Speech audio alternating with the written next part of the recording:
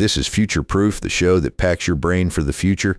Your hosts are Robbie and Terry, both 15 years old. Every week, they argue about the jobs, the technology, and the big ideas headed our way. So you're ready before they get here.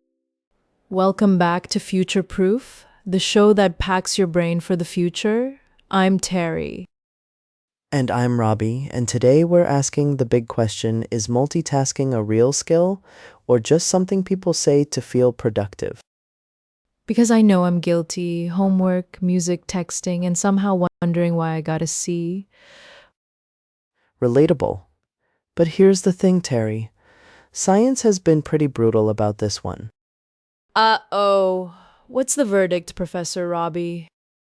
Researchers at Stanford found that people who multitask actually perform worse on memory and attention tests than people who focus on one thing at a time. So every time my dad says he can drive and argue with the GPS simultaneously, he's just wrong? Scientifically gloriously, yes. But wait, I feel like I'm multitasking right now, just listening to you and forming opinions. That's the trick, though. Your brain isn't actually doing two things at once. It's switching really fast between them. Like a browser with too many tabs open. Exactly. And every time you switch tabs, there's a cost. Scientists call it switch cost, and it adds up to losing roughly 40% of your productive time. 40%. That's almost half my day just evaporating into the switching void. The switching void would be a great band name, by the way. Noted. But okay, devil's advocate, what about chewing gum and walking? That's multitasking. Fair point, but those are automatic tasks. Your brain doesn't have to think hard about either one, so they don't compete. So multitasking works fine as long as one of the things requires zero brain power. Which explains why people can listen to podcasts while jogging, but can't do calculus while writing an essay. I have tried the calculus essay combo, can confirm, disaster. The problem is, we think we're the exception. Everybody rates themselves as an above-average multitasker, which is statistically impossible. That's like everyone believing they're a better than average driver. Same delusion, different lane. So why do we keep believing multitasking works if it keeps failing us? Because busyness feels like progress. Switching between tasks gives your brain little novelty hits that feel good even when you're getting less done. Dopamine is basically tricking us into being inefficient. Your phone is basically a multitasking machine designed to exploit exactly that. Okay, that felt personal. It was meant to. So should we just ban all multitasking forever and become monks staring at one document? Not quite. There's actually a small group of people, maybe 2.5% of the population, called supertaskers, who genuinely can handle two demanding tasks at once.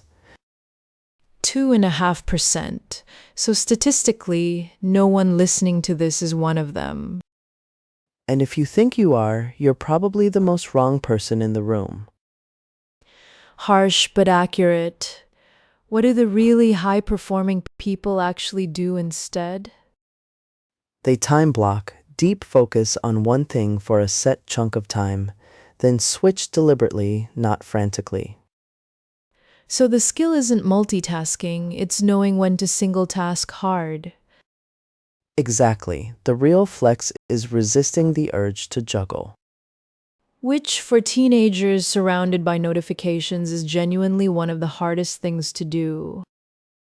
Scientists call the ability to block distraction cognitive control, and it's one of the strongest predictors of academic and career success. So boring, focused, one thing at a time, Terry might actually be winning? Boring, focused Harry is absolutely winning, and she should feel great about it. I do feel great about it. What's the takeaway for our listeners? Close the extra tabs, mental and actual. because your brain is a sprinter, not a juggler. And the people who seem to multitask brilliantly are mostly just switching fast and getting lucky. Until they're not, and then suddenly the essay is gibberish and the calculus is on fire. Metaphorically on fire, we hope.